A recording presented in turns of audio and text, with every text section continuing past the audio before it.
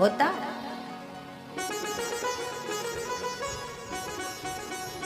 जब आप कथा सुनने लगेंगी, घर पे कीर्तन करने लगेंगी, कभी कभी मस्ती आएगी तो आप नाचने भी लगेंगी। अकेले घर पे कभी कभी अकेले अकेले हंसने लगेंगी, लोग देखेंगे ना समझ लेंगे ये क्रैक हो गया।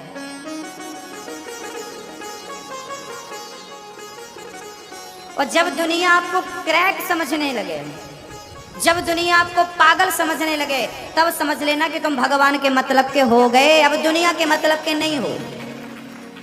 इन बिगड़े दिमाग में भरे भक्ति के लच्छे हैं, इन्हें तो पागल रहने दो, क्योंकि ये पागल ही अच्छे हैं। लोग पागल कहता ना, आपको कहने दो।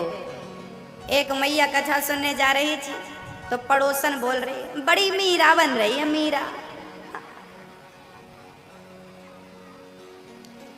तो इनसे कह दिया करो हम तो मीरा बन रही हैं, तुम सुपड़खा बन जाओ। भाई मीरा बन रही है तो मीरा कोई गलत थी क्या? बताइए, कोई गलत थी मीरा? हाँ हाँ, मेरा तो आपका तो सौभाग्य है, दुनिया ने आपको मीरा से जोड़ दिया। अरे मीरा तो गोविंद से जुड़ी थी ना, तो दुनिया ने आपको जोड़ दिया कि नहीं भगवान से? मीरा भगवान से जुड़ी थी और आपको किसी ने मीरा से जोड़ दिया, कंपेयर कर दिया मीरा से, तो ये तो आपकी खुश नसीबी है। हाँ, हम तो मीरा बन रही हैं, तुम भी बन जाओ, तो तुम तो सुपड़खा बनी हो, सुपड़खा से मीरा में आ जाओ।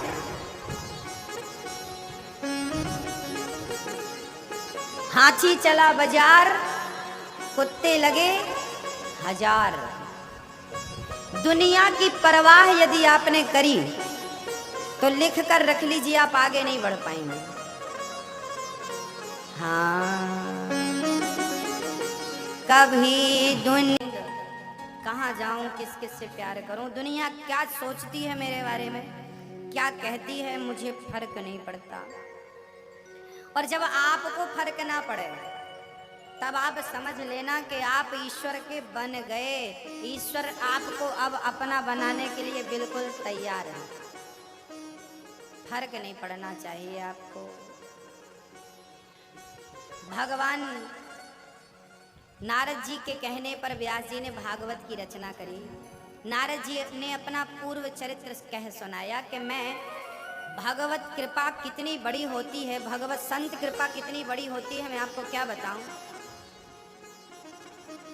संत कृपा बहुत बड़ी होती है। नारद जी कहते हैं मैं इसका जीता जागता उदाहरण हूं। पिछले जन्म में मैं दासी पुत्र था, पिछले जन्म में मैं दासी पुत्र था।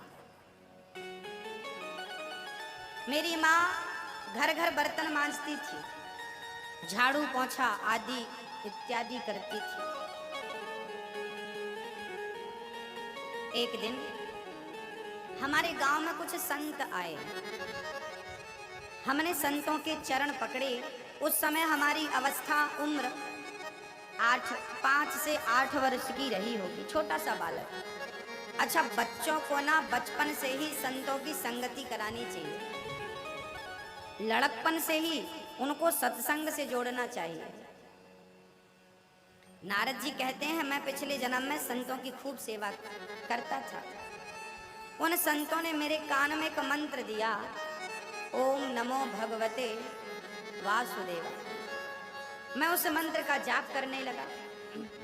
जब वो संत जाने लगे तो संतों से मैंने कहा, गुरुजी क्या मैं आपके साथ चल सकता हूं आपकी सेवा में? संत बोले चलो।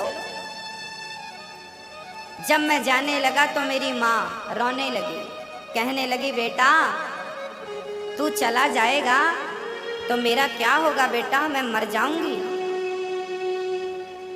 तो माँ ने मुझे रोक लिया, मैं माँ के पास रहने लगा।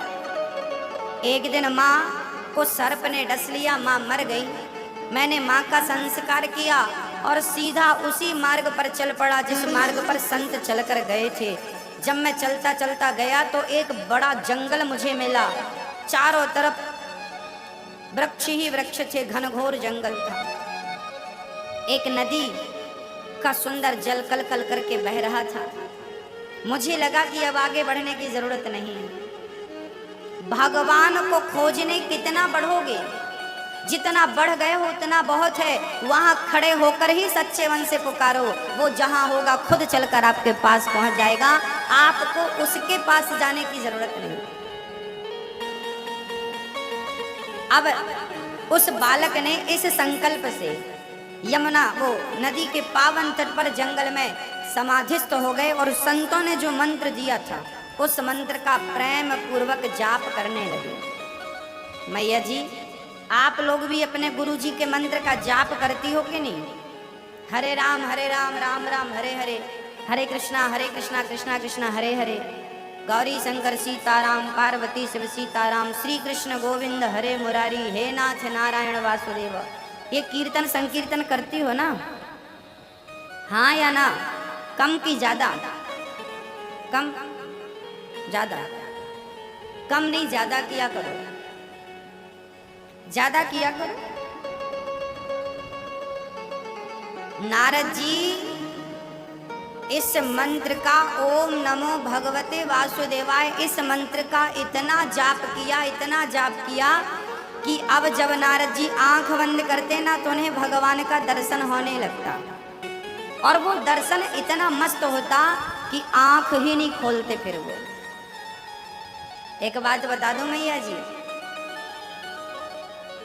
ये संसार आपको तब तक ही अच्छा लगता है जब तक आपको इससे अच्छा स्वाद ना लग जाए। एक सज्जन का ना गुड़ खाने का नियम था, वो रोज गुड़ खाते थे सुबह सुबह। किसी ने कहा गुड़ क्या खाते हो? रबड़ी खाओ। तो उन्होंने कहा भाई रबड़ी होती क्या है, हमने तो कभी ना देखी ना सुनी ना खाई, हमें तो लगता है कि गुड़ से बढ़िया कुछ नहीं है। तो किसी ने रबड़ी चखा दी, और जब रबड़ी खाई साहब ने तो गुड़ को भूल गए और बस रबड़ी मांगने लगे। ये गुड़ तब तक ही अच्छा लगता है जब तक रबड़ी ना मिल जाए, ऐसे ही ये संसार तब तक अच्छा लगता है जब तक भगवान का दर्शन ना हो जाए, भगवान की भक्ति ना मिल जाए। उसकी भक्ति के सुख के सामने ये संसार का सुख तो फीका है।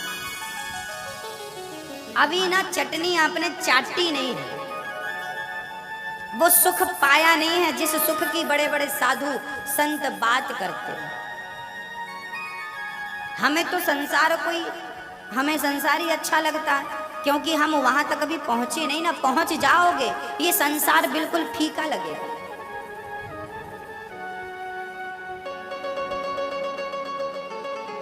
नारद जी अब आंख खोलने को तैयार नहीं, क्योंकि उन्हें बंद आंखों में कृष्ण का दर्शन होता था, और आंख खोलते तो संसार नजर आता, इसलिए वो आंख बंद करके रहते, खोलते ही नहीं।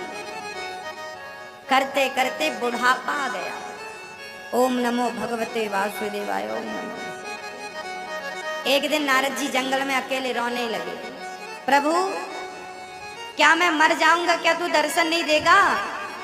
तभी भगवान ने, जैसे बरसात में बिजली चमकती है ना, 1 सेकंड से भी कम समय लगता, बिजली चमकती है, और बस ऐसे ही नारद जी को भगवान ने दर्शन दिया, और दर्शन देकर अंतर्धान हो गए। आकाशवाणी हो गई, बालक इस जन्म में तू मेरा इतना ही दर्शन करेगा, लेकिन तेरा जो भजन है ये व्यर्थ नहीं जाएगा। अगला जन्म तेरा ब्रह्मा के पुत्र के रूप में होगा, और सदा मेरी शरण में, मेरे चरणों में रहेगा, और सदा मेरा दर्शन एक बार नहीं, दिन में 1000 बार भी कर, कोई रोकने वाला नहीं। वही बालक तपस्या कर करके दूसरे जन्म में वो नारद जी बन गए। और नारद जी बने तो फिर कहीं भी जाएं उनके लिए कोई नो एंट्री नहीं, बस नारायण नारायण का कीर्तन करते हैं, और जहां मन करे वहां चले जाते हैं। स्वर्ग लोक में, वैकुंठ लोक में, मृत्यु लोक में, गोलोक धाम में, जहां मन करे, साकेत में, जहां मन करे वहां चले जाते हैं। सारे द्वार खुल जाते हैं उनके लिए जो भगवान की भक्ति इस प्रकार करते हैं। आपके भजन का फल मिलेगा, इस जन्म में तो मिलेगा, अगले जन्म के लिए भी आप कर रहे हो। कहते हैं जिनके जीवन में कृष्ण प्रेम हो गया, अच्छा याद रखना कि जो भक्ति है ना वो कभी डिलीट नहीं होती। आपका जितना प्रेम इस जन्म में है, मरने के बाद आप जो जन्म पाएंगे इससे आगे से ही आप चलेंगे, आपको फिर शुरू से नहीं करना पड़ेगा। इससे आगे हमने कई बच्चों को देखा है, छोटे छोटे बच्चों को, वो ना भगवान के लिए रोते हैं। अब प्रश्न ये खड़ा हुआ कि ये बालक लोग तो अभी जानते भी नहीं कि भगवान चीज क्या है, क्यों पाना चाहिए उनको। तो पता चला कि ये पिछले जन्म में ना भगवान को प्राप्त करने के लिए रोते थे, तो बस वहां प्राप्त करने की इच्छा थी उनकी। ये जन्म ले चुके हैं और इस जन्म में भगवान का इन्हें साक्षात दर्शन होने वाला। कितने संत हैं, इन संतों में आप चाहे नामदेव जी का चरित्र उठाकर देख लीजिए। हाँ?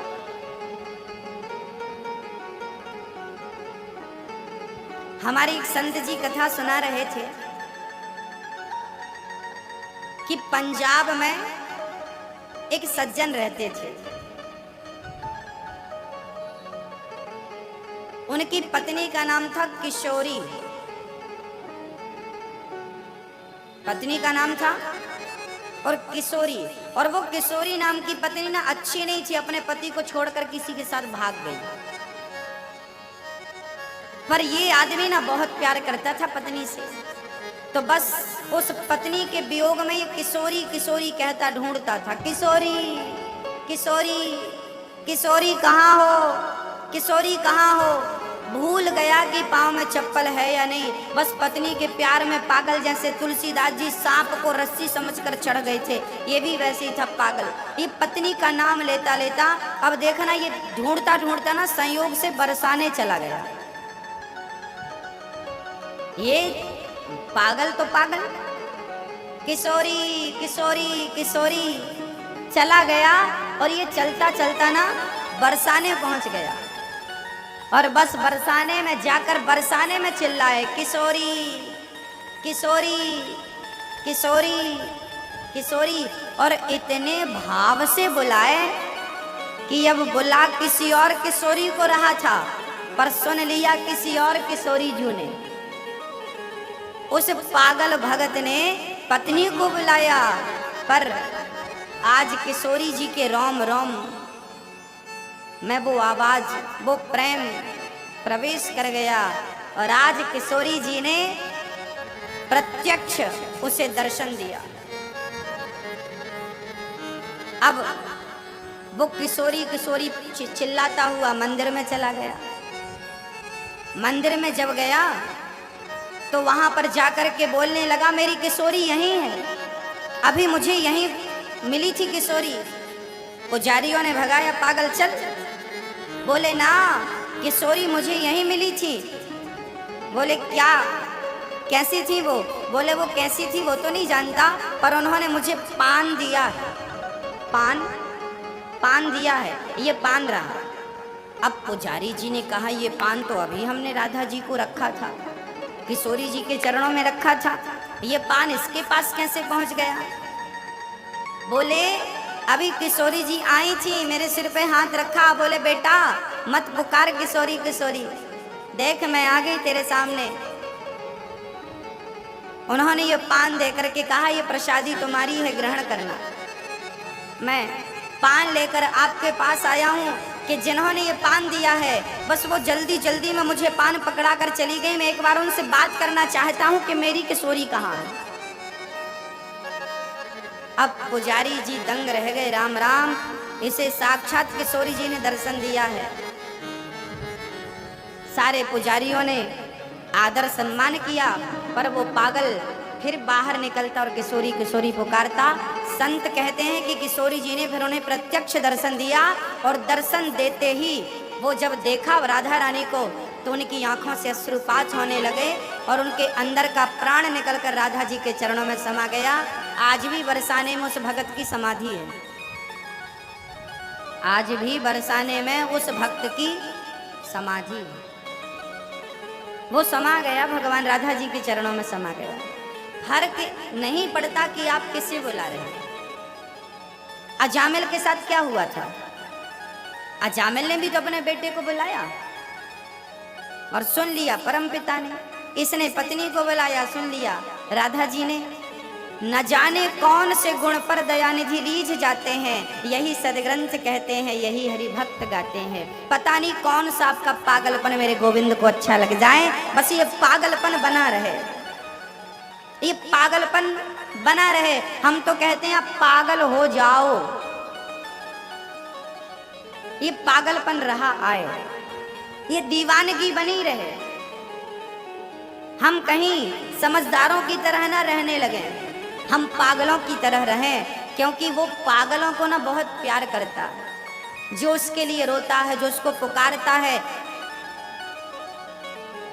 बातें दो प्रकार की होती हैं। एक बात कैसी होती है, ऊपरी मन से, बोलने का मन नहीं था पर बोल रहे हैं, सुनने का मन नहीं था सुन रहे हैं, ऊपरी मन से। एक होता है अंदर से। तो मैं आपको ये समझाना चाहता हूं कि जब आप दुनिया से बात करें ना, जब दुनिया से व्यवहार करें तो ऊपरी मन से करें, और जब कृष्ण के लिए कुछ करें तो अंदर से करें, दिल से करें। बस यही भगवान चाहता। लेकिन हम लोग ना गलत करते हैं, हम लोग ना संसार से अंदर से अटैच हैं, जबकि ईश्वर से ऊपरी मन से अटैच होते हैं, ऊपरी मन से जुड़ते हैं। दुनिया को दिखाने, देखिए दुनिया क्या कह रही है और क्या सोच रही है, यदि इसका ख्याल आपको है तो आप योग्य नहीं हैं। हमें पता ही नहीं लगेगा ना उस टाइम पे कि आप हमारे बारे में क्या सोच रहे हैं।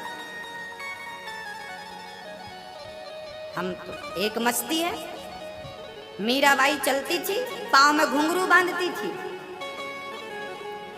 और पांव में घुंघरू बांध कर ना, और वो घुंघरू खरीद कर लाती थी मीराबाई, अपने हाथ से घुंघरू की पायल बनाती थी, वो पूरा गूंथती थी, और एक एक घुंघरू को डालते समय ना धागे में श्री कृष्ण कहा करती थी कि तुम जो बोल रही हो ना छम छम, ये दुनिया को ना घुंघरू की आवाज कुछ और सुनाई पड़ती थी, पर मीराबाई को से छम छम में भी कृष्ण कृष्ण सुनाई पड़ता था। वो कहती थी तुम कृष्ण कृष्ण बोलना जब मैं नाचूं, तो वो कृष्ण कृष्ण कहकर पिरोती थी और पाँव में बांध करके वो छम छम करके नाचती थी। और जब नाचती थी ना, कोई पूछता था क्यों, यहाँ तो कोई नहीं है, तुम किसके लिए नाच रही हो, तो दुनिया वालों से मीरा कहती थी मैं तुम लोगों के लिए थोड़ी नाच रही हूँ, भाई तुम्हारी नजर में कोई नहीं है, पर मेरी नजर में तो मेरा गोविंद सर्वत्र है, मैं उसके लिए नाच रही हूँ। वो कौन सी जगह है, वो कौन सा स्थान है जहां मेरे श्याम सुंदर नहीं होते, किस टाइम नहीं होते, ये भी बताओ। जो हम दुनिया वालों के लिए, हम तो कहते हैं कि दुनिया वालों के लिए ना फॉर्मेलिटी होनी चाहिए और गोविंद के लिए रियल होना चाहिए, पर हम लोग थोड़ा उल्टा करते हैं। हम वहाँ फॉर्मेलिटी करते हैं, यहाँ रियल करते हैं, हम थोड़ा उल्टा करें।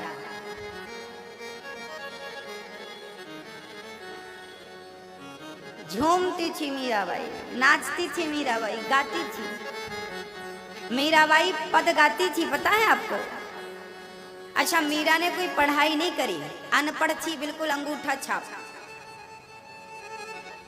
अंगूठा छाप थी। मीरा ने कोई पढ़ाई नहीं करी, अंगूठा छापती, पर मीरा के गाए पदों से ना आज लोग पीएचडी कर रहे हैं। मीरा के गाए हुए पदों से लोग पीएचडी, हिंदी साहित्य में आप झांक कर देखेंगे ना तो मीरा के पद भरे पड़े, उन पदों को लेकर लोग पीएचडी कर रहे हैं।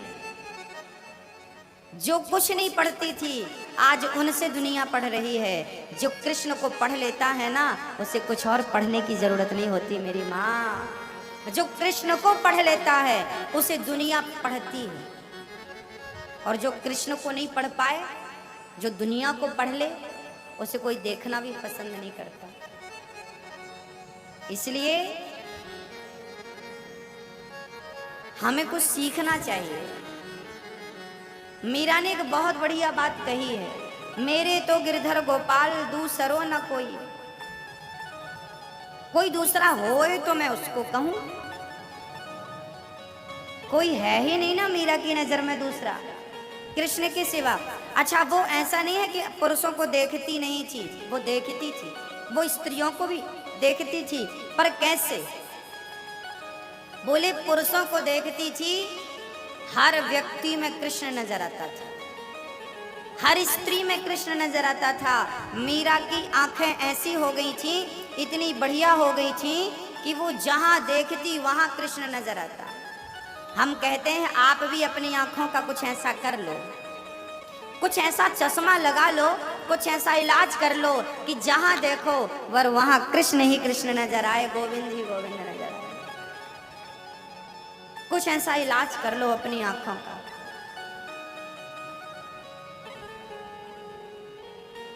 वृंदावन में एक संत थे, निधि वन में रहते थे। पूरा दिन निधि वन में रहते थे, रात को निकलकर चले जाते थे। वो संत ना रोते थे, झाड़ियों के पास से जा जा करके ना सिसक सिसक के रोते थे, और रोते रोते वो गाया करते थे, रोज कहा करते थे, कन्हैया तुम्हें एक नजर देखना है, कन्हैया तुम्हें एक नजर देखना है, जिधर तुम छिपे हो उधर देखना है, कन्हैया तुम्हें एक नजर देखना है। उबारा था जिस कर से, कर मतलब हाथ, उबारा था जिस कर से गीध और गज को, उबारा था जिस कर से गीध और गज को, हमें उन हाथों का हुनर देखना है, जिधर तुम छिपे हो उधर देखना है। हे गोविंद, बस तुम्हें देखना, एक झलक पाना है। वो रोते थे और बस कहते थे, कन्हैया तुम्हें एक नजर देखना है, जहां तुम छिपे हो बस उधर देखना है और कहीं नहीं देखना। बस ये पागलपन है, जहां देखो वहां, जित देखो तित श्याम, लाली देखन मैं गई, मैं भी हो गई लाल, जहां देखती हूं वहां श्याम नजर आता। वृंदावन में गोपियां रो रही थी, उद्धव जी पहुंच गए।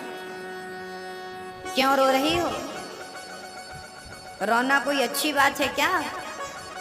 गोपियों ने रोते रोते कहा, उद्धव जी हमें ज्ञान मत दो, क्योंकि बड़े बड़े ज्ञानियों को जो आनंद ध्यान लगाने में आता होगा, समाधि लगाने में आता होगा, वही आनंद हमें आज कृष्ण के प्रेम में रोने में आ रहा है। हमें रोने दो, हमें रोने दो। मेरी माँ कभी रोकर देखना, आप उस कृष्ण के लिए रोने में भी सुख है। अब मैं आपको कैसे समझाऊं, उसके लिए रोने में भी सुख मिलता है। कभी देख लेना, प्रत्यक्ष प्रैक्टिकल करके देख लेना, कितना प्रेम है, भरी उनकी आंखों में है कितनी करुणा। जाकर सुदामा दुखारी से पूछो, वो कितने करुणा से भरे हैं। अरे सुदामा गए तो गोविंद ने अपनी आसन छोड़कर अपने नेत्रों के जल से सुदामा के चरणों को धुल दिया। इतना प्रेम भक्त के लिए किसके अंदर होगा भाई? कौन है इस दुनिया में, नाम बताओ, जो अपने मित्र की मित्रता ऐसे निभाता हो? आपके भी दोस्त होंगे, आपके भी मित्र होंगे। क्या आप अपने दोस्तों से ऐसा प्यार करते हैं जो भगवान ने सुदामा से किया? कोई अपनी आंखों के जल से किसी के पांव धुलता है क्या? आज तक के इतिहास में कृष्ण के सिवा किसी ने धुला क्या? तो ये प्रेम का मूल्य कौन चुका सकता है बताइए? याद रखना मेरी माँ, ये दुनिया के लोग आपके प्रेम का सही मूल्य नहीं दे सकते। प्रेम का सही मूल्य देने की क्षमता किसी के अंदर है तो केवल भगवान के अंदर। वो जो दे सकता है दुनिया कभी नहीं दे सकती। ये दुनिया कौन है? ये दुनिया वही है ना, आप हजार अच्छाई करते हैं पर एक गलती आपसे हो जाए ना तो वही लोग जो आपसे प्रेम करते थे वो एक गलती याद रख लेते हैं। ये दुनिया के लोग आपकी एक गलती याद रख लेते हैं पर भगवान के साथ आप हर बार गलत करो, हर बार गलत करो, एक अच्छाई कभी हो जाएगी तो भगवान आपकी हजारों गलतियों को भुलाकर आपकी एक अच्छाई को याद करके आपको गले से लगाएगा। रावण के पास भेजा तो था हनुमान जी को, अभी भी समझ जा, नहीं माना। अंगद को भेजा, अब समझ जाओ, नहीं माना। जब रावण सामने आया तो समझाया, भाई अभी समझ जा, नहीं समझा। और जब नहीं समझा तो मार दिया बाण नाभि में, निकल रहे थे प्राण। रावण राम राम कहता धराशायी हुआ। राम जी ने कहा, रावण चिंता मत करो, जो गति मैंने अपने पिता की करी है, जो गति अपनी माँ की करूंगा वही गति मैं आपकी भी करूंगा, मेरे लिए कोई भेदभाव नहीं। ऐसे राम, ऐसे भगवान, उनसे आप रिश्ता बनाने में हिचकिचा रहे हैं, ऐसे भगवान से रिश्ता जोड़ने में आप देर लगा रहे हैं। गोस्वामी श्री तुलसीदास जी कहते हैं, इतने अच्छे भगवान कहाँ मिलेंगे। कभी तुम्हें अहिल्या मिल जाए तो पूछ लेना कि उनके चरणों की रज की महिमा कितनी है। हाँ? कभी गौतम की नारी अहिल्या आपको मिले तो पूछ लेना कि उनके चरणों की रज कैसी मिले तो पूछ लेना कि उनका स्वभाव कैसा है। कभी आपको सुदामा मिले तो पूछ लेना कि उनकी करुणा कैसी है। कभी तो शबरी से पूछ लेना, कभी शबरी मिलेगी तो हम पूछेंगे कि मेरे राम का स्वभाव कैसा है। तब वो कहेगी कि राम का स्वभाव मैं अपने शब्दों से क्या कहूँ, मुझे गरीबनी के घर आकर के मेरे जूठे बेर खाकर मुझे कृतार्थ करते हैं। भक्त की भावना तो देखो, उसका भाव था कि ये बेर है कहीं खट्टी ना हो तो आधी मैं खाकर पहले चेक कर लेती हूँ कि ये खट्टी है कि मीठी है, तो आधी खाती है। और जूठी बेर जिसके हाथ का कोई पानी पीने को तैयार नहीं था। रामचरितमानस में लिखा है कि पंपा सरोवर में शबरी ने स्नान, पानी भर लिया था एक बार, तो सारे संतों ने बहिष्कार कर दिया था, पंपा सरोवर में तुमने छू दिया पानी को, अब तुम्हारे पंपा सरोवर का पानी नहीं पिएंगे। पूरा पानी गंदा हो गया था, कीड़े निकल आए थे। संतों ने कहा, राम जी ये पंपा सरोवर का जल शुद्ध कर दीजिए आपका हाथ लगाकर, क्योंकि हमको अब स्नान करने दूर जाना पड़ता है, पानी पीने की भी समस्या है। तब राम जी ने कहा था, यदि शबरी माँ अपने पांव डाल देगी इस जल में तो ये जल शुद्ध हो जाएगा। संतों ने कहा कि इसने हाथ लगाया है तभी तो गंदा हुआ है। राम जी बोले, इसके हाथ लगाने से गंदा नहीं हुआ, आप लोगों के अंदर जो घृणा थी ना, इसके लिए, उस घृणा के कारण ये जल गंदा हुआ है। ये घृणा जो आपके अंदर है ना किसी के भी प्रति, वो घृणा गलत है। राम जी ने सबरी से कहा कि आप स्नान करिए, जल में हाथ लगाइए, और सबरी माँ ने जैसे जल में हाथ लगाया पूरा पंपा सरोवर का जल शुद्ध हो गया, पवित्र हो गया। जब राम के अंदर कोई भेदभाव नहीं है तो मैं कौन होता हूँ भेदभाव करने वाला, मैं कौन होता हूँ ऊंच नीच का पाठ पढ़ने वाला। इसलिए मैं आपसे आग्रह करता हूँ, निवेदन, भगवान प्रेम का सब्जेक्ट है। आप